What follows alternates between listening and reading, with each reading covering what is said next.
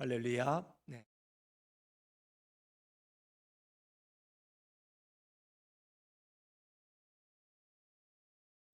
사람은 태어나면서 가장 먼저 배우는 것이 말하는 걸 배웁니다. 그래서 아이들은 태어나서 이제 좀 지나면 옹얼거리게 되고, 그리고 아빠, 엄마, 맘마 이런 말들을 서툴지만 조금씩 배워가게 합니다. 그리고 아이들이 말을 이렇게 잘하게 되면 부모들은 굉장히 기뻐해요. 우리 아이가 말을 일찍 배웠네, 말을 잘해, 앞으로 훌륭한 사람이 되겠어, 이런 말해. 근데 반대로 아이들이 말을 잘 더듬거리고 빨리 이제 익숙하지 않은 애들이 있어요. 남보다 한 6개월씩 늦는 애들. 그러면 부모들이 은근히 걱정이 돼요. 이 말을 혹시 더듬으면 또 학교 가서 조롱이나 받지 않을까, 이런 염려도 있어요. 근데 인간은 태어나면서부터 말하는 법을 배웁니다. 사람은 자신의 뜻을 전달할 때 말로써, 언어로서 전달합니다. 말로 자신의 뜻을 전달하는 것은 인간만이 가진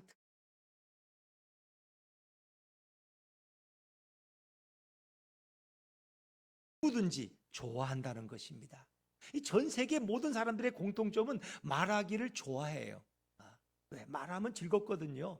때로는 자기 자랑도 있고, 또 자신의 어떤 얘기를 하는 것이 사람들에게 뭔가 즐거움을 줄 때 굉장히 행복해하죠. 그 사람들은 정신적으로 심한 상처를 입지 않거나 비정상적인 상태가 아니라면 자신에 대해서 말하는 걸 매우 좋아해요. 자신의 비전이나 자신의 계획이나 또 자신이 처한 상황, 자신의 경험, 자신의 지혜를 말로서 타인에게 전달할 때 굉장한 기쁨이 있어요. 왜? 이 말이 다른 사람에게 유익을 준다고 생각할 때 보람도 있고, 또 그것을 말하는 내가 또 뿌듯해져서 나도 즐거워하는 것입니다. 그래서 어릴 적부터 모든 사람은 말하는 재미를 굉장히 큰 재미로 삼습니다. 심지어 이렇게 인생의 이제 기력이 다 떨어지고 마지막 이제 임종을 앞두고 계신 요양원이나 양로원에 계신 어르신들도 조금 힘이 좋아지면, 힘이 생기면 끊임없이 말을 하십니다. 왜? 그 말하는 것이 인간이 살아있다는 걸 의미하는. 그러니까 사람이 말을 안 한다는 건 사실 굉장히 힘들어요.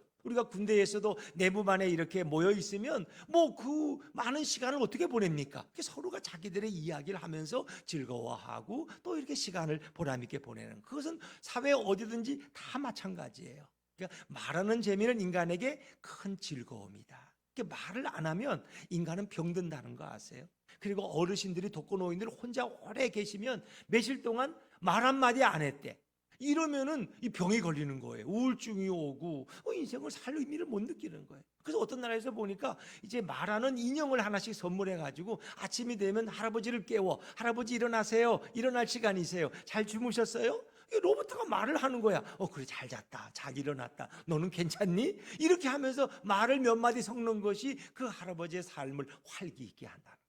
그러니까 이제 부부로서 이렇게 가정에 살아봤지만 어떤 부부는 이렇게 좀 마음이 불편해서 하루 종일 말 한마디 하고 살았다. 이게 행복합니까? 그 굉장히 불편한 거예요. 말을 안 한다는 건 굉장히 어려운 일이에요. 이것은 어느 누구에게나 동일한 것이다. 사람은 남녀노소 가릴 것 없이 악하거나 착하거나 구분 없이 모두 다 말하는 것을 좋아한다는 거예요. 근데 우리가 많은 말을 쏟아놓는데 그 말이 하나님께 영광을 돌리는 말이냐, 내가 영광을 받는 말, 또 나의 말을 통해서 누군가에게 기쁨을 주고 정말 즐거움을 주는 말이냐, 아니면 누군가의 마음에 고통과 괴로움을 주는 말이냐, 이것을 성경은 우리에게 말씀하고 있습니다. 오늘 본문의 말씀으로 돌아오면 베드로는 11절에서 만일 누가 말하려면 하나님의 말씀을 하는 것 같이 하고 라고 권합니다. 우리 11절 말씀을 다시 한번 같이 읽어볼까요? 자막에서 11절입니다. 시작. 만일 누가 말하려면 하나님의 말씀을 하는 것 같이 하고 누가 봉사하려면 하나님이 공급하시는 힘으로 하는 것 같이 하라. 이는 범사에 예수 그리스도로 말미암아 하나님이 영광을 받으시게 하려 함이니 그에게 영광과 권능이 세세에 무궁하도록 있느니라. 아멘. 그렇습니다. 그러니까 무슨 말을 할 때는 하나님의 말씀처럼 해야 한다는 거예요. 근데 우리가 말할 때 하나님의 말씀처럼 해야 한다는 말에는 유대인 신자들에게는 굉장히 부담스러운 말이에요. 유대인 신자들이 볼 때는 이건 신성모독의 죄악이야. 왜? 하나님의 말씀은 하나님의 말씀이고 인간의 말은 어디까지나 인간의 말인데 어떻게 인간의 말을 하나님의 말씀처럼 말할 수 있느냐는 거예요. 그래서 유대교에서 기독교로 넘어온 지 얼마 안 된 초대 기독교인들에게는 이 베드로의 이 말은 엄청난 충격이었고, 그것은 곧 신성 모독에 가까운 발언이었다는 겁니다. 여러분이 이 부분을 좀 주목하셔야 돼요. 그러니까 베드로가 이 설교를 하고 나니까 여기저기서 막 수군거리기 시작했어. 아니, 사람의 말은 실수도 많잖아. 사람의 말은 대부분 이기적인 말이고 자기 이익을 위한 말인데 어떻게 이것을 하나님 말씀처럼 높여준다는 거, 이거 너무 위험한 거 아니야? 사람의 말과 하나님의 말씀은 구분이 돼야지, 어떻게 사람의 말을 하나님 말씀처럼 하라니까, 이건 좀 이상하잖아. 왜? 사람은 누구든지 말에 실수가 많은데, 사람의 말은 나 중심이고 자기 중심적인데, 그런 자신의 말을 하나님의 말씀처럼 말하는 것은 매우 위험한 생각이고 매우 위험한 발상이잖아. 어떻게 베드로 사도가 그런 설교를 할 수 있어? 이렇게 사람들은 웅성거렸습니다. 인간은 타락한 본성이 있기 때문에 자신의 말을 하나님의 말씀처럼 위장하려는 본성을 가지고 있습니다. 그래서 우리 사기꾼들, 처음에는 모르잖아. 나중에 사기꾼을 밝혀져요. 근데 그 사람의 말을 들어보면 아주 그럴듯하게 포장해요. 아주 모든 걸 다 끌어들여 가지고 진실한 사람의 말처럼, 또 거기다 명함까지 펴면은 거기다 또 뭐 어느 교회 또 뭐 이렇게 안수 집사고 권사고 장로 이런 명함도 가지고 다니는 분이 있어. 왜? 자기를 밀어달라는 거야. 그 자기 말을 굉장히 그럴듯하게 포장해. 또 인간은 자신의 주장을 강하게 말 때에 이건 하나님이 지켜서 하는 일이라고, 하나님이 지켜서 하는 말이라고 또 그렇게 말해. 또 이것이 하나님의 뜻이라고 말하는 나쁜 버릇들도 있습니다. 사실 이렇게 말하라고 격려하는 것은 매우 위험한 일입니다. 그래서 교회는 사람의 말과 하나님의 말을 나누도록 오히려 가르치고 교육해야 되는데, 오늘 베드로는 오히려 거꾸로 초대교인들에게 가르치면 안 될 것을 지금 가르치고 있다는데 문제가 있습니다. 베드로는 초대교인들에게 우리가 하는 모든 말은 하나님의 말과 다르기 때문에 하나님의 말씀과 사람의 말을 철저히 분리해서 말하도록 끊임없이 가르치고 교육해야 할 것입니다. 여러분, 역사적으로 살펴보면 사람은 자신의 말을 하면서 하나님의 말씀이라고 주장해서 구약에서부터 교회는 큰 소동에 휘말린 적이 한두 번이 아니에요. 적지 않은 이런 교회의 분쟁, 교회가 깨어지고 갈등하는 많은 사례들은 대개 자신의 말을 하나님의 말씀이라고 주장해서 생기는 거예요. 근데 구약에 보면 거짓 선지자들이 그게 하나님의 예언이라는 거야. 근데 진실한 예언자가 들으면 기가 막힐 노릇이야. 근데 거짓 선지자들은 숫자가 100명씩 되는데 다 그들이 하나님의 말씀을 똑같이 받았대. 근데 진실한 예언자나 엘리사나 엘리야는 아니라는 거야. 하나님이 내게 이렇게 말씀하지 않았다는 거야. 이렇게 사람들은 하나님의 말씀을 곡해할 수 있다는 거예요. 초대교인들은 아직 베드로처럼 하나님 중심적으로 말하기보다는 자기 중심적으로 말하는 것이 더 어찌 면에서는 편안한 자들입니다. 이런 자들에게 누가 말하려면 하나님의 말씀을 하는 것 같이 하고라는 베드로의 말은 교인들로 하여금 실수하게 만들고 더욱 큰 죄에 빠지도록 하게 하는 위험한 통로가 될 수 있다는 거예요. 오히려 베드로는 반대로 가르쳐야 되는데 지금 잘못 가르치고 있다는 것이 오늘 본문의 생각으로 느껴집니다. 사랑하는 여러분, 하나님께서 태초에 인간을 창조하셨을 때 모든 피조물들 중에서 인간만은 자신의 뜻과 생각을 말로 전할 수 있는 자로 하나님이 창조하셨습니다. 반대로 모든 동식물들은 자신의 말을 체계적으로 전할 수 없는 존재로 창조됐어요.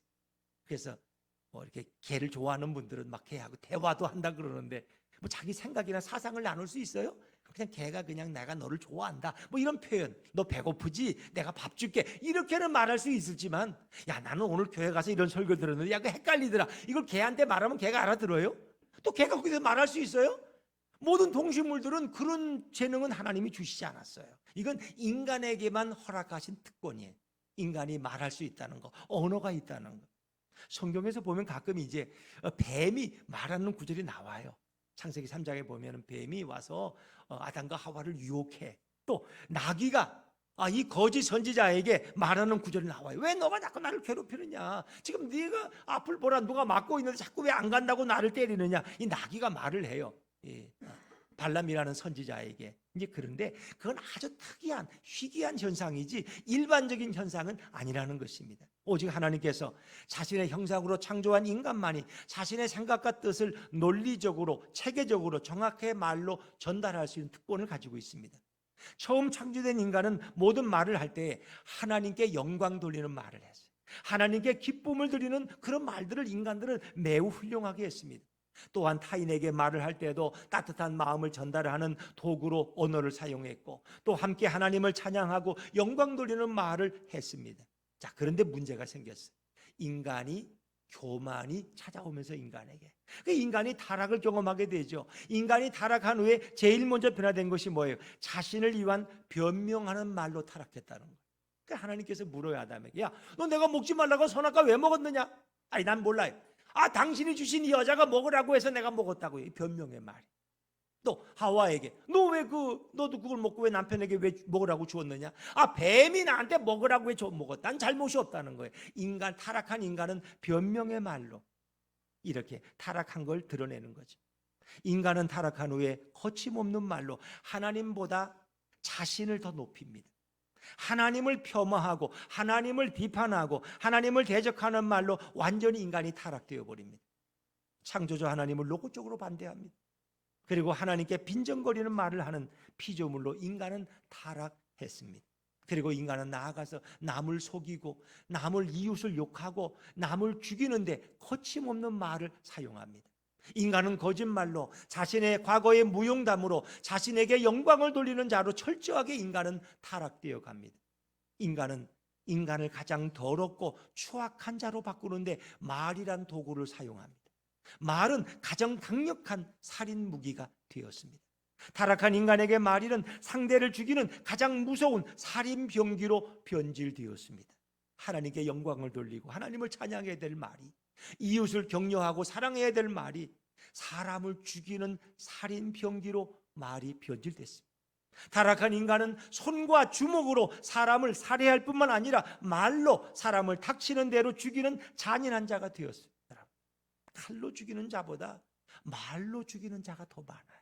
그래서 부모와 자식 간에, 부부 간에, 또 형제 간에 이렇게 말 한마디 때문에 한강에 뛰어드는 사람이 한두 사람이 아니에요. 우리나라 이렇게 생명을 잃은 그 죽음의 이렇게 순서를 보니까 뭐 암이 첫째고 뭐 암 중에도 뇌 어쩌고 하다가 5번째가 자살이에요. 근데 대부분 물론 생활고에 힘들어서 하지만 되게 말 때문에 상처를 받았어. 그 말 한마디가 그를 죽음으로 이끄는 거예요. 생각조차도 안 해. 그냥 그 말 한마디가 비수 같은 말 때문에. 그런가 하면 어떤 사람들은 죽을 자리에서 말 한마디 때문에 용기를 얻고 소망을 얻어요. 나는 살아야 되겠구나. 나는 살할 이유가 있어. 예수님이 나를 사랑하는구나. 그 따뜻한 말 한마디가 내 인생을 바꿔놓을 수 있다는 거예요. 사람이 받은 상처의 대부분은 타락한 인간의 말 때문이에요. 여러분, 강도에게 찔린 상처는 세월이 지나면 그저 다 치료받고 흔적만 남겨 있어요. 그런데 우리가 누군가에게 말로 받은 상처는 평생 가슴을 후비고 나를 또 찌르는 것입니다. 이게 참 무서운 거예요, 언어가. 그렇죠? 어떤 분 보니까 자기가 처음 결혼해가지고 시어머니가 다른 위 동서 며느리와 비교하면 자기 한마디 한 게 아직도 기억이 60년이 지났는데도 아직도 가슴을 후빈대. 시어머니 돌아가셨어요. 근데 참 그게 용서하기 어렵다는 거야. 그 말 한마디의 상처가. 너는 우리 집에 올 때 뭘 해가지고 왔냐? 큰 며느리는 뭐 해가지고 왔는데 너는 도대체 해가지고 온 게 없잖아. 그 말 한마디가 늘 자신을 고통스럽게 만들더라. 여러분, 오늘 초대교인들은 자기중심적으로 모든 말을 하는 세상의 버릇을 그대로 갖고 교회 안에서 신앙생활을 하고 있었어요. 그래서 베드로는 11절 상반절에서 만일 누가 말하려면 하나님의 말씀을 하는 것 같이 하고 이렇게 말합니다. 이 말의 뜻은 악한 말을 하거나 어떤 거짓된 말을 의미하는 게 아닙니다. 신앙생활을 하다 보면 예를 들면 우리가 하나님의 역사를 간증해야 될 때도 있어요. 또 누군가를 위로해야 될 때도 있고 누군가를 격려하고 누군가를 우리가 권면해야 될 때에 자신의 말처럼 자신의 생각처럼 해서 자신에게 영광이 돌아가도록 그렇게 말하지 말라는 거예요. 누가 이런 생각했지? 내가 생각했지. 이렇게 하지 말라는 거예요. 하나님께 전적으로 영광이 돌아가는 말을 하라고 베드로가 권면하고 설교하고 있습니다. 초대교인들은 착한 행실을 할 때에 말도 함께 하게 되는데 이럴 때 자신에게 영광을 돌리지 말고 하나님께 영광을 돌리는 말을 하라고 오늘 베드로는 강조하고 있습니다. 예수님께서 이 땅에 오셨을 때 예수님은 백성들에게 수많은 말씀을 하셨어요. 예수님은 백성들에게 말씀하실 때 자신의 말은 자신의 말이 아니라 예수님 자신을 이 땅에 보내신 하나님 아버지의 말씀이라고 매번 강조하셨습니다. 예수님 자신이 어떤 말씀을 하실 때 그 모든 찬양과 영광은 온전히 하나님께 돌아가도록 예수님은 분명히 말씀하셨어요. 이 말은 내 말이 아니라 하나님으로부터 온 말씀이다. 너희는 하나님께 영광을 돌려라. 하늘 아버지께. 예수님은 때로 자신이 직접 말씀하셨지만 그 모든 말씀으로 하나님께 영광을 돌리고 하나님께서 주신 말씀이라고 말하며 하나님께만 영광을 돌린 분이 우리 예수님. 여러분, 예수님처럼 모든 말을 하나님의 말씀으로 하고 예수님처럼 모든 말로 하나님께 영광을 철저히 돌린 분은 오직 예수님 외에는 아무도 없습니다. 그 이전에 어떤 자와도 비교할 수 없을 정도입니다. 이처럼 예수님의 모든 말씀은 자신의 말이 아니라 하나님 아버지의 말씀이라고 수시로 선언하시고 말씀하셨습니다. 왜? 사람들이 혼동하지 않도록. 이것은 하늘 아버지의 말씀이다. 이 생각을 주신 분은 바로 하늘 아버지라는 거예요. 예수님은 자신의 말씀을 하지만 예수님은 그 말씀이 자신의 말이 아니라 하나님의 말씀이라고 단순히 영광을 돌리는 정도가 아니라 예수님 자신의 말씀과 하나님의 말씀을 완전히 동일시했습니다. 왜냐하면 꼭 예수님이 하나님이시고 예수님은 하나님의 본체시기 때문에 예수님의 말씀은 곧 하나님의 말씀인 것을 믿으시기를 바랍니다. 예수님에게 있는 신성은 하나님과 동등한 신성이에요. 하나님과 차별이 없으시고 하나님과 같기 때문에 예수님의 말씀이나 하나님의 말씀이나 동일한 권위가 있습니다. 예수님의 말씀이 곧 하나님의 말씀. 예수님의 말씀과 하나님의 말씀은 분리되거나 서로 나눌 수 없습니다. 그 두 분의 말씀은 동등하시고 동일한 권위를 가지고 계십니다. 하나님은 인간의 모든 죄를 사해 줄 수 있는 유일한 분이었지만 예수님은 이 땅에 오셔서 인간의 죄를 말씀으로 용서해 주시고 도말해 주셨습니다. 그래서 어떤 중풍병자가 심상에 실려 왔을 때 예수님께서 내가 너의 죄를 사한다 그러니까 막 신성모독이라고 난리가 났잖아요. 바리새인들이 아니 저 인간이 어떻게 감히 하나님이 하실 수 있는 죄사함의 선문을 할 수 있어. 그러나 예수님이 바로 하나님이시기 때문에 그분은 말씀으로 인간의 죄를 용서해 주시고 도말해 주셨습니다. 이것은 예수님의 말의 권위가 인간의 수준과 권위를 넘어서 신적 권위와 신적 능력을 갖고 있기 때문에 예수님의 말씀은 곧 하나님의 말씀이었습니다. 요한복음 1장 1절을 우리 자막에서 한번 볼까요? 요한복음 1장 1절입니다. 시작. 태초에 말씀이 계시니라. 이 말씀이 하나님과 함께 계셨으니 이 말씀은 곧 하나님이시니라. 아멘. 이 요한복음에 소개되는 예수님은 말씀이라는 뜻으로 나타나고 있어요. 태초에 말씀이 계시니라. 이 말씀이 하나님과 함께 계셨으니 이 말씀은 곧 하나님이시라. 근데 이 말씀이 빛으로 우리에게 오신 거예요. 그리고 이 말씀이 육신이 되어 우리 가운데 거하심에 우리는 그의 독생자의 영광을 보았어요. 그 말씀이 이 땅에 오셔서 육신으로 입고 오신 분이 바로 예수 그리스도예요. 근데 그 말씀이 하나님과 함께 계셨어요. 그 말씀이 천지를 창조하는 일에 함께 동역하셨습니다. 바로 예수님은 태초에 하나님과 함께 계신 분이십니다. 이 말씀은 곧 하나님이시고 그 말씀은 곧 예수님이십니다. 사도 요한은 요한복음 1장 1절에서 분명하게 선언하고 있습니다. 이걸 부인할 자가 없어요. 예수님은 이 땅에 말씀하시는 하나님으로 나타난 유일한 구원자이시고 유일한 진리자이시고 유일한 구세주이십니다. 예수님의 말씀은 곧 하나님의 말씀인 것을 믿으시기를 바랍니다. 예수님에게 있는 거룩하고 완전한 신성은 그 말씀이 얼마나 영광된 말씀인지를 분명히 밝혀주고 있습니다. 예수님은 이 땅에 오셔서 수많은 말씀을 하셨고 수많은 진리를 선포하셨습니다. 사실 이 성경이 복음서가 예수님 말씀을 담고 있지만 여러분 우리 인간이 하루 말해도 그걸 다 적으면 엄청난 양이라는 거 아세요? 그러니까 예수님이 공생애 3년 동안 얼마나 많은 말씀을 하신 거 어떻게 다 기록했겠어요? 그러니까 성경은 그중에서 아주 요약해서 중요한 것을 기록했지 예수님은 그보다 훨씬 많은 진리의 말씀을 하셨어요.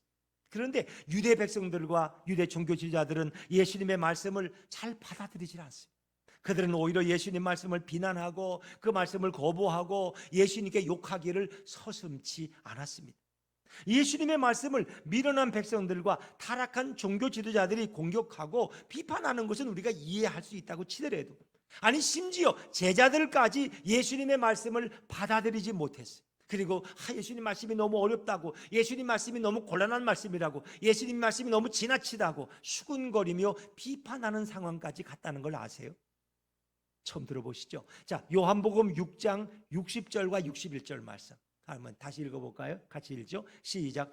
제자 중 여럿이 듣고 말하되 이 말씀은 어렵도다 누가 들을 수 있느냐 한데 예수께서 스스로 제자들이 이 말씀에 대하여 수근거리는 줄 아시고 이르시되 이 말이 너희에게 걸림이 되느냐. 여기 보니까 60절에 제자 중 여러 명이 듣고 말하되 이 말씀은 어렵다.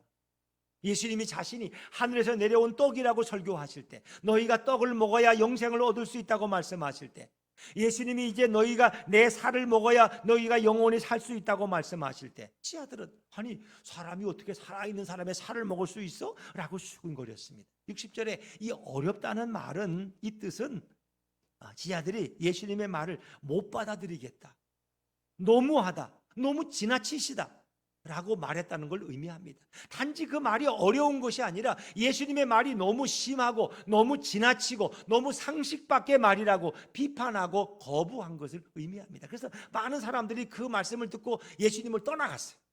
많은 사람들이 예수님이 그랬어요. 지하들에게 야 너희도 가려느냐. 그런데 베드로가 주의 영생의 말씀이 있사온데 우리가 어디로 가오리까. 지하들은 남았어요. 예수님의 말이 너무 심하고 너무 지나치다는 거예요. 예수님은 말씀하실 때 백성들과 종교 지도자들 많이 거부한 것을 넘어서 제자들까지 심지어 예수님 말씀을 거부하고 외면하고 비판했다는 것이 성경 여러 군데에 드러나고 있습니다. 예수님의 말씀은 당연히 영광을 받아야 했지만 영광은 고사하고 제자들까지 거부하고 외면했던 말씀이 예수님 말씀이었어요. 예수님은 말할 때 수치와 모욕을 수없이 당하면서 이 땅에서 진리를 전하셨습니다. 사랑하는 여러분, 예수님께서 이 땅에 오셔 사역하실 때 예수님은 많은 말씀을 하셨고 성경에 기록된 것보다 더 많은 설교를 하셨습니다. 예수님이 가르친 교훈은 자신의 것이 아니라 나를 보내신 이의 것이라고 예수님은 분명히 선언하셨어요. 이건 내 말이 아니라 이건 하늘 아버지의 말씀이라는 걸 분명히 하셨어요. 어떤 사람들은 그거 누구 말이야? 뭐 내 말인 것 같기도 하고 남의 말인 것 같기도 하고 이렇게 해요. 근데 예수님은 분명히 선을 그으셨어요. 예수님이 하신 말씀은 진리입니다. 모든 제자들과 모든 인간은 예수님의 진리를 증거하고 예수님이 하신 말씀을 부연 설명하는 낮은 자이지만 예수님의 말씀은 그 자체가 신적 권위를 갖고 있는 진리의 말씀입니다. 예수님은 자신의 말로 자신에게 영광을 돌려도 사실 전혀 이상하지 않은 분입니다. 그러나 예수님은 자신의 말로 자신에게 영광을 절대로 돌리지 않습니다. 예수님은 자신을 보내신 하나님께 모든 영광을 다 돌려드립니다. 예수님은 스스로 영광을 취하지 않으시고 그 영광을 하나님께 영광을 돌리는 모습을 친히 보여주시면서 많은 자들로 하여금 예수님처럼 살기를 원하셨습니다. 모든 자들로 하여금 하나님께 영광을 돌리도록 우리를 가르쳐 주셨습니다. 그래서 예수님은 요한복음에서 분명히 말씀하십니다. 자, 우리 이걸 또 찾아볼까요? 요한복음 7장 16절에서 18절 말씀입니다. 요한복음 7장 16절에서 18절 말씀 같이 읽겠습니다. 시작. 예수께서 대답하여 이르시되 내 교훈은 내 것이 아니요 나를 보내신 이의 것이니라. 사람이 하나님의 뜻을 행하려 하면 이 교훈이 하나님께로부터 왔는지 내가 스스로 말함인지 알리라. 스스로 말하는 자가 자기 영광만 구하되 보내신 이의 영광을 구하는 자는 참되니 그 속에 불의가 없느니라. 아멘. 16절에서 예수님의 교훈은 자신의 것이 아니라 나를 보내신 이의 것이라, 나를 보내신 하늘 아버지의 것이라고 분명히 선언하시죠. 17절에서 하나님께로부터 온 자는 하나님의 뜻을 행하고 하나님께 영광을 돌리는 자라고 분명히 선언하셨습니다. 18절에서 자기 마음대로 말하는 자는 자기 영광을 구하는 말을 하지만 하나님께로부터 보내심을 받은 자는 자신의 영광을 구하는 것이 아니라 하나님의 영광을 구하는 자이기 때문에 그는 참되고 그는 죄와 악이 없는 자라고 분명히 말씀하셨습니다. 예수님은 그의 사역 동안 모든 말씀을 통해서 자신이 스스로 영광을 취하지 않으시고 하나님께 모든 영광을 돌리는 삶과 사역을 감당하셨습니다. 여러분, 영광이란 누구든지 갖고 싶어 하는 거예요. 다 영광의 자리에 앉고 싶어 하는 거 아니에요? 왜 국회의원이 되고 왜 대통령이 되고 싶어 해요? 그 영광스러운 자리니까.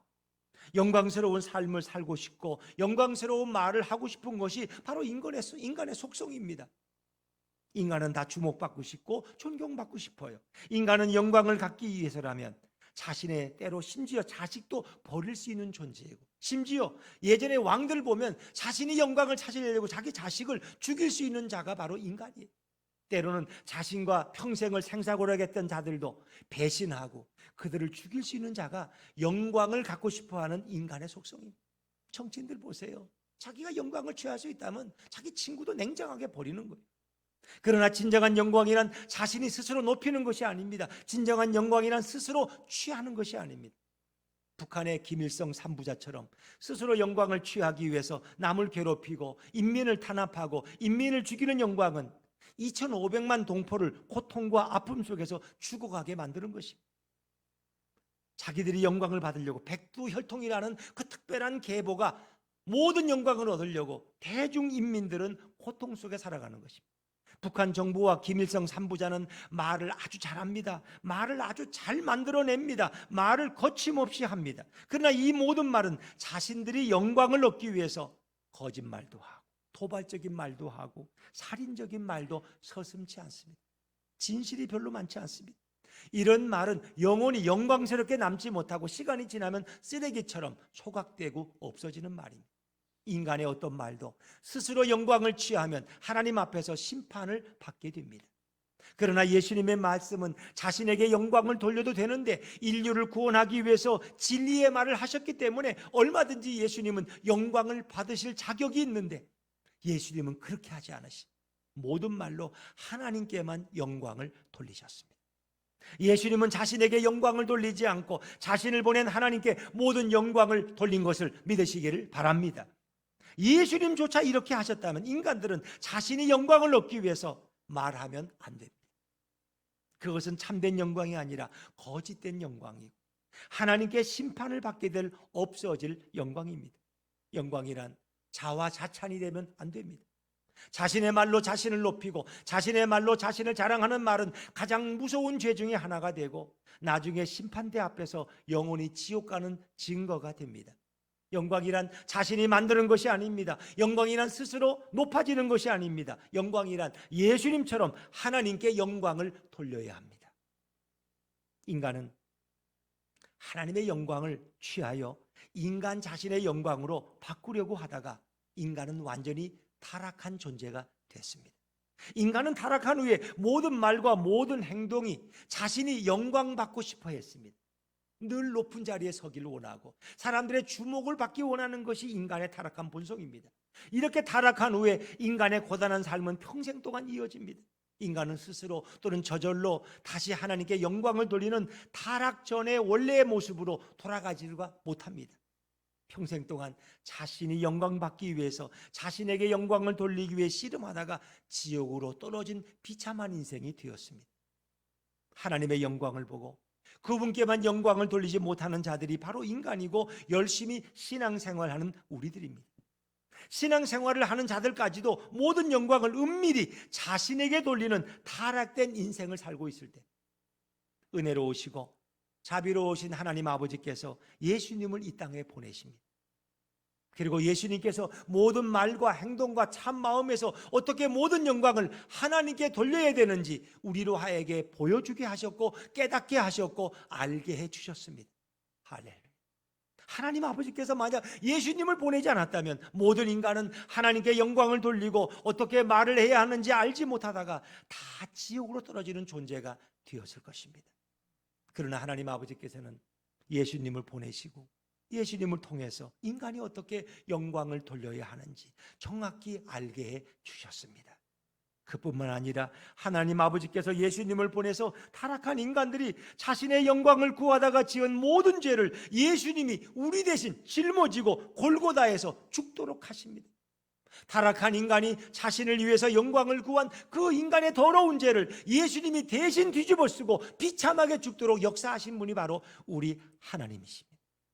그래서 하나님 아버지의 끊임없는 자비와 은혜로 인간의 모든 죄가 예수님에게 다 전가되었습니다. 인간은 다시 타락 전에 깨끗한 것보다 더 깨끗한 자로 하나님 아버지께서 만들어 주신 줄로 믿습니다. 그렇기 때문에 인간은 영원히 하나님 아버지께 영광과 감사와 찬양을 돌리는 자가 되어야 합니다. 사도 바울도 그래서 뭐라 그랬어요? 고린도전서 10장 31절에 너희가 먹든지 마시든지 무엇을 하든지 다 하나님의 영광을 위하여 하라. 먹는 거 마시는 것 아니라 너희의 말하는 것과 행동하는 모든 것이 하나님의 영광을 위해서 하라. 그게 예수님을 정확히 아는 사도 바울의 고백인 것입니다. 초대교인들 중에 유대교에서 들어온 자들은 하나님을 엄격히 섬기면서도 하나님과 가까워지는 것이 아니라 오히려 하나님과 점점 멀어졌어요. 왜? 하나님의 말씀처럼 말하면 안 된다는 잘못된 신앙에 갇혀서 나오지 못하고 있었어요. 어떻게 하나님의 인간의 말을 하나님의 말씀처럼 할 수가 있을까? 그들은 그런 생각에 빠져 있었어요. 그런데 베드로를 통해서 초대교인들은 자신이 위로의 말과 선한 말과 격려의 말과 촉구의 말을 할 때 하나님의 말씀처럼 은혜롭게 하려고 바뀌어져 갑니다.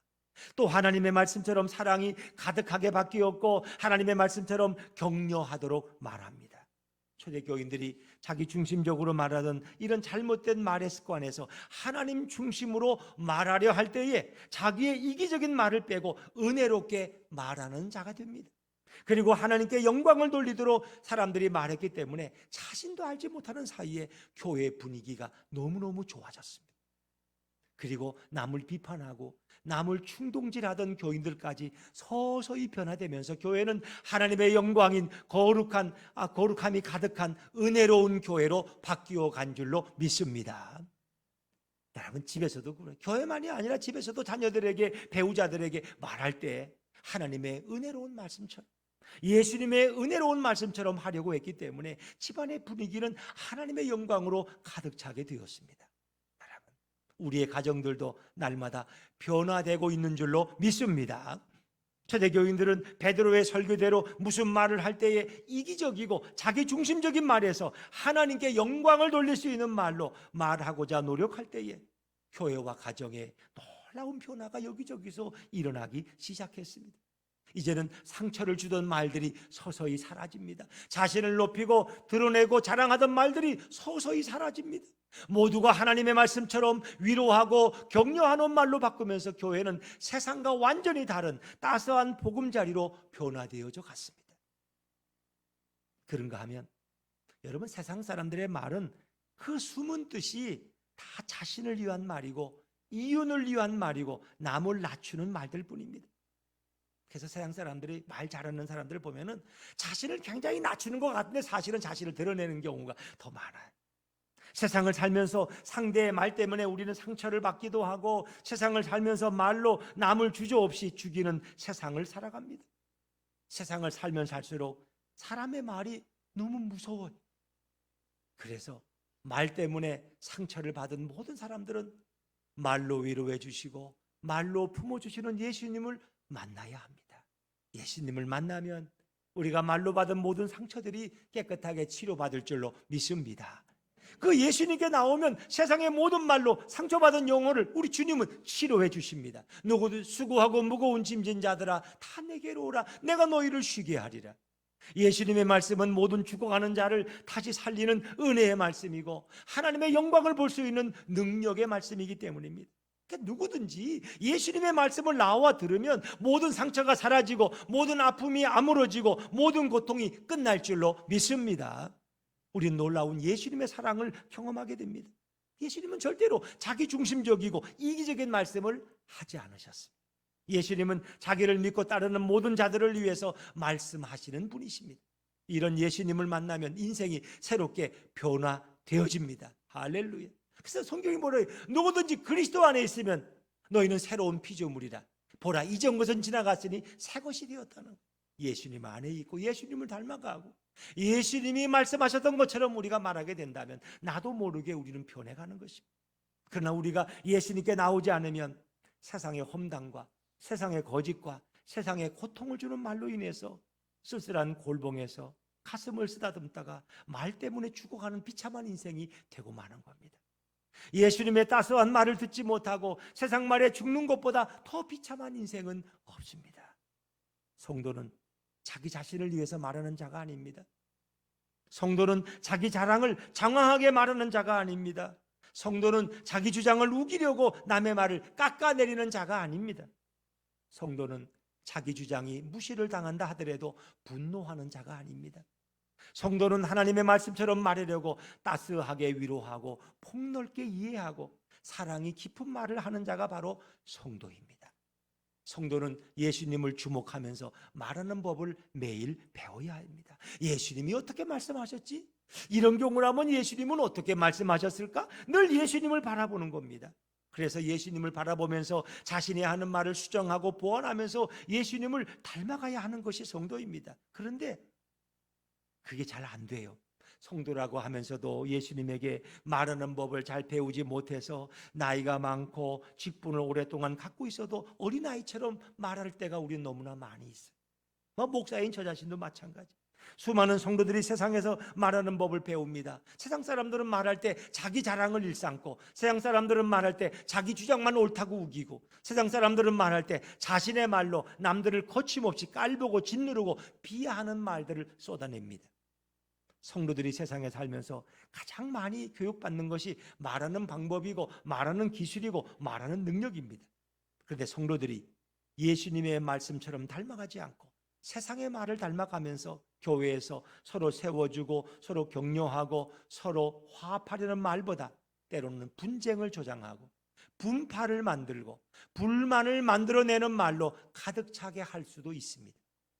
그래서 이 하늘에 있는 천상교회는 영원히 깨어지지 않는 교회입니다. 영원히 변하지 않는 교회입니다. 그런데 이 지상교회인 이 땅의 지교회들은 결국 성도들의 말 때문에, 목사와 직분자들의 말 때문에 지상교회의 평균 수명이 매우 짧습니다. 그리고 교회는 늘 분열하고 늘 갈등하고 늘 싸우고 아파합니다. 그래서 말 때문에 교회가 깨어지고 가정이 깨어지고 결혼이 깨어지고 관계가 깨어지는 것은 세상의 말버릇을 사용하는 자가 너무나 많기 때문입니다. 성도는 자신이 하는 말이 하나님께 영광을 돌리는 말인지 깊이 돌아보고 생각해야 됩니다. 성도는 말을 할 때 남을 낮추고 남을 무시하고 남을 공격하는 말이 아니라 성도는 예수님처럼 죄인들을 위로하고 죄인들을 격려하고 죄인들을 용서해 주기 위해서 말하는 자가 진정한 성도인 줄로 믿습니다. 성도에게 육체적인 나이는 다 갖고 있지만 성도에게는 영적인 나이도 있다는 거 아세요? 그 성도의 말을 들어보면 늙은 아이인 경우도 있고 나이는 젊지만 성숙한 영혼을 갖고 있는 성도도 있습니다. 성도의 말에는 분명 영적 성숙의 나이대가 있습니다. 성도는 교회에서나 가정에서나 나이만 먹는 아이가 되면 안 되고 영혼이 성숙되고 인격이 자라고 영혼이 어른인 자가 되어야 합니다. 예수님께서 이런 상황에 뭐라고 말씀하셨을까? 이런 생각으로 말을 해야 되고 성도는 자기 중심이 아니라 예수님 중심으로 말하는 자가 되어야 합니다. 이렇게 예수님 중심으로 말하는 성도에게 예수님은 평생 동안 따뜻한 말로 그를 위로해 주십니다. 평생 동안 누구에게든지 존귀함을 받는 자리에 세워주십니다. 예수님 중심으로 말하는 자에게 말의 능력을 주어서 말로 영혼을 치료하고 말로 질병을 치료하는 권능과 능력을 부어주시는 줄로 믿습니다. 그리고 예수님 중심으로 말하는 성도에게 예수님의 영광이 함께하는 놀라운 은혜가 평생토록 그를 떠나지 않습니다. 그래서 우리가 예수님처럼 말하려면 가장 먼저 해야 될 것은 우리가 자기 중심적인 사고와 나 중심적인 생활과 자기 이기적인 생각을 버리는 것입니다. 그리고는 예수님처럼 하나님께 영광을 돌리기 위해서 말하는 방법과 습관을 다시 배워야 됩니다. 우리가 너무나 세상에 젖어 살았기 때문에 교회에 와서 은혜의 옷을 입어도 세상적인 말투와 세상적인 말버릇을 버리지 못하는 경우가 너무나 많아요. 이제 우리가 예수님처럼 말하려면 우리의 말이 예수님처럼 나는 말할 수 없다고 영적으로 자각하고 영적으로 고백하고 다시 말하는 법을 예수님을 통해서 철저히 배워야 됩니다. 우리는 평생 동안 예수님을 닮아가면서 평생 동안 예수님처럼 말해야 하는 것을 죽을 때까지 배우고 죽을 때까지 따라해야 합니다. 세상은 말하는 자에게 모든 영광이 돌아가도록 자기 중심적으로 말하지만 예수님은 모든 영광을 하나님께 돌리며 죄인들을 위해서 따스하게 말씀하셨습니다. 심지어 자신을 배신한 제자들에게 용서의 말씀을 주십니다. 그리고 심지어 자신을 십자가에 못 박은 자들을 위해서 그들의 죄를 용서해 달라고 예수님은 말씀하셨습니다. 우리는 모든 말을 더 이상 자기 중심적으로 하지 말고 하나님 중심적으로 해야 할 줄로 믿습니다. 우리 옆에 분들하고 한번 이렇게 앉습시다. 자기 중심적으로 말하지 말고 예수님 중심적으로 말합시다. 시작. 자기 중심적으로 말하지 말고 예수님 중심적으로 말합시다. 또 하나님 중심적으로 말합시다. 근데 이것이 얼마나 어렵고 이것이 얼마나 불가능한지 성경은 자세히 또 기록하고, 이게 사실 어려운 일이에요. 자, 야고보 3장 4절로부터 6절 말씀인데 우리 한번 자막에 읽어볼까요? 자막에서 같이 보십니다. 시작. 또 배를 보라. 그렇게 크고 광풍에 밀려가는 것들을 지극히 작은 키로서 사공의 뜻대로 운행하나니 이와 같이 혀도 작은 지체로 돼 큰 것을 자랑하도다. 보라, 얼마나 작은 불이 얼마나 많은 나무를 태우는가. 혀는 곧 불이요 불의의 세계라. 혀는 우리 지체 중에서 온몸을 더럽히고 삶의 수레바퀴를 불사르나니 그 사르는 것이 지옥불에서 나느니라. 아멘. 그랬습니다. 이 말씀을 다 설명할 수는 없지만 큰 배도 그 배의 방향을 바꾸는 키는 아주 작다는 거 아세요? 아주 작아요. 그 뒤에 있어요. 그 키가 옮기면 배의 방향이 바뀌는 거예요. 마찬가지로 작은 불덩이 하나, 담뱃불 하나 떨어지면 엄청난 산을 태우는 거 우리는 뭐 동해안 화재, 삼척 화재 수없이 봤어요. 근데 혀는 그 작은 키와 같다는 거. 우리 인생에 바꾸고 또 불과 같아서 우리 인생을 다 불태워버리는 것이 바로 이 새치혀라는 거예요. 그러니까 언어가 이렇게 중요하다는데 그것이 통제하기가 쉽지 않다는 거예요. 이것이 우리의 고민이에요. 그래서 우리는 사실 내가 원하지 않는 말들을 쏟아내며 인생을 살아가요. 그리고 돌아오면 또 후회해. 내가 그 말을 왜 했지? 또 후회하는 게 인생이야. 어젯밤에 내가 남편에게 왜 그 말을 해가지고 교회 안 온다는 말을 또 들어서 내가 빌어서 데리고 같이 왔잖아. 또 이런 분도 있을 수 있어요. 여기는 없지만 다른 교회는 그런 분들 많더라고. 부부싸움 하면 교회 안 간다는 거야. 그럼 또 아내는 또 사과하고 빌어가지고 또 모시고 와. 오늘 점심 때 내가 삼계탕 해줄 테니까 교회 가자고. 이렇게. 여러분, 우리 혀는 참 무서운 존재예요. 우리 혀에서 나오는 말이 다른 사람들을 죽일 수 있는 살인 병기가 될 수 있다는 걸 우리는 깨달아야 돼. 이게 사람을 죽이는 병기예요. 독친 것 같아요. 예수님처럼 말하는 자로 우리는 변화되기 위해서 자신의 내면과 영적인 씨름, 영적인 투쟁을 수없이 해야 돼요. 자, 그래서 우리는 성경 말씀에 이 언어에 대한 교훈들이 많은데 몇 가지만 읽고 넘어갈게요. 베드로전서 2장 1절. 자, 우리 한번 같이 천천히 읽습니다. 시작. 그러므로 모든 악독과 모든 기망과 외식과 시기와 모든 비방하는 말을 버리고, 악독, 비방 버리라는 거예요. 시기하는 말. 또 에베소 4장 29절 말씀 같이 읽죠. 시작. 무릇 더러운 말은 너희 입 밖에도 내지 말고 오직 덕을 세우는데 소용되는 대로 선한 말을 하여 듣는 자들에게 은혜를 끼치게 하라. 우리의 말이 늘 은혜가 끼쳐져.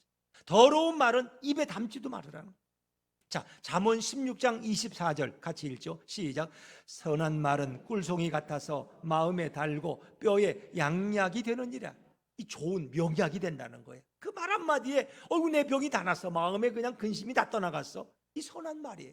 이게 주님의 말씀이고 복음의 말씀. 잠언 18장 21절 마지막 같이 읽습니다. 시작.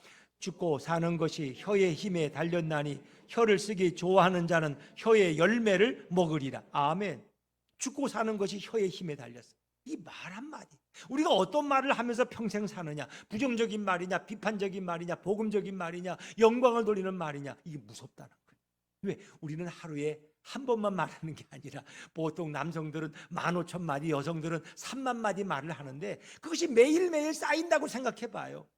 저는 그 얘기를 잘하는데 시간이 좀 갔지만 이 시골에 가면은 비가 오면은 그 추녀 끝에서 이렇게 모여진 곳에서 물이 떨어져, 낙수물이라고 똑똑똑 떨어지는데 그 밑에 자꾸 땅이 파이니까 바위를 갖다 놨어. 근데 놀랍게 그 바위에 구멍이 뚫렸다는 거 아세요, 여러분?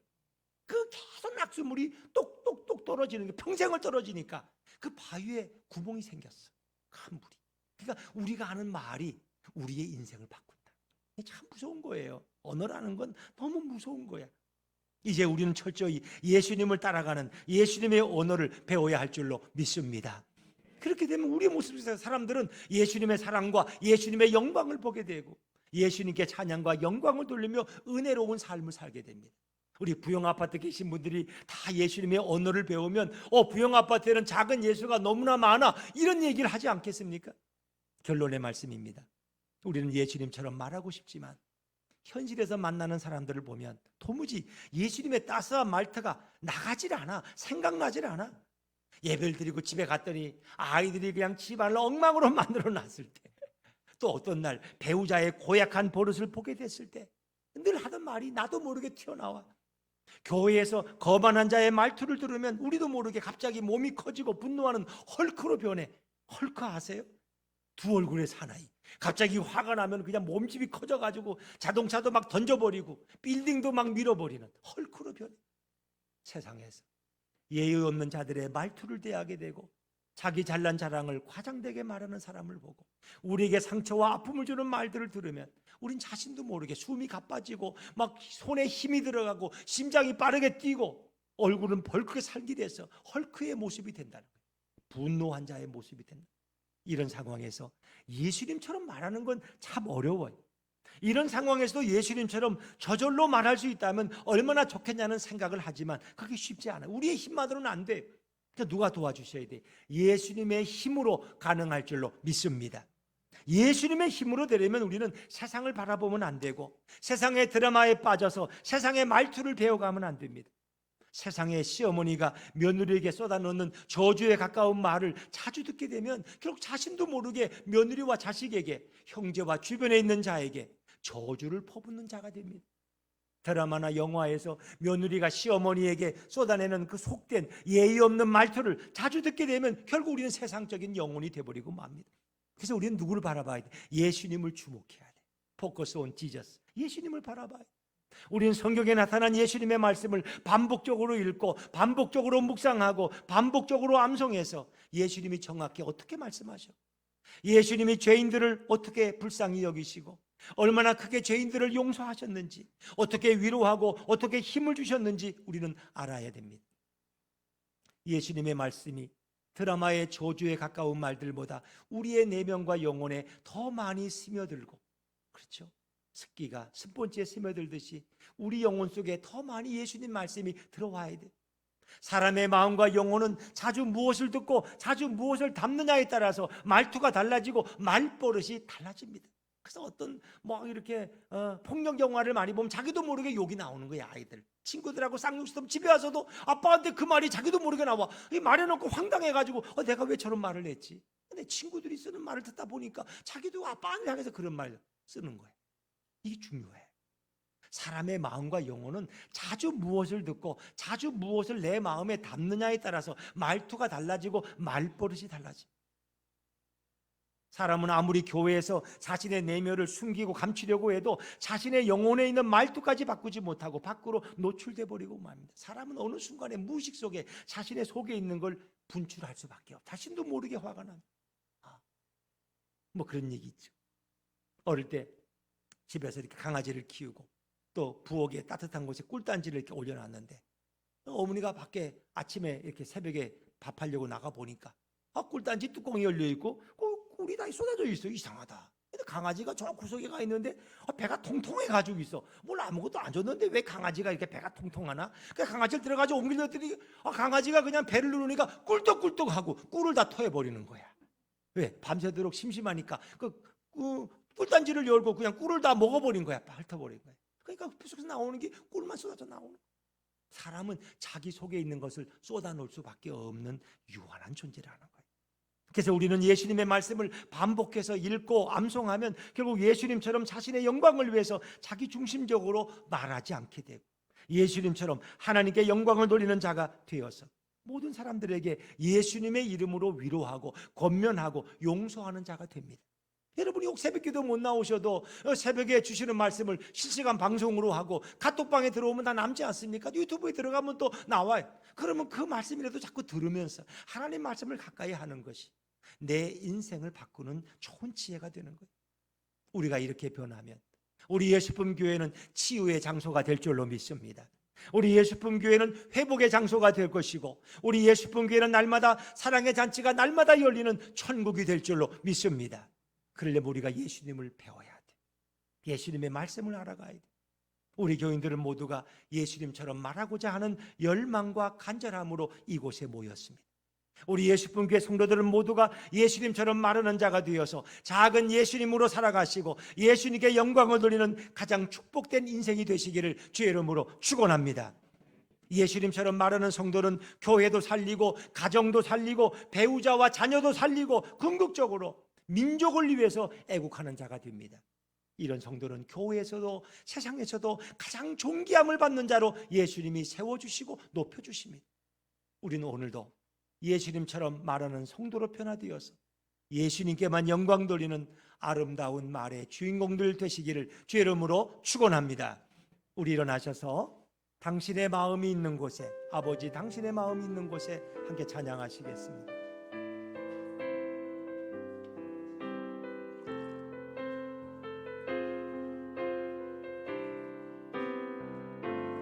아버지 당신의 마음이 있는 곳에 나의 마음이 있기를 원해요. 아버지 당신의 마음이 고인 곳에 나의 눈물이 고이길 원해요. 아버지 당신이 바라보는 영혼에게 나의 두 눈이 향하길 원해요. 아버지 당신이 울고 있는 어두운 땅에 나의 두 발이 향하길 원해요. 나의 마음이 아버지의 마음 알아. 내 모든 뜻 아버지의 뜻이 될 수 있기를 나의 온몸이 아버지의 마음 알아. 내 모든 삶 당신의 삶 되기를. 아버지 당신의 마음이 있는 곳에, 아버지 당신의 마음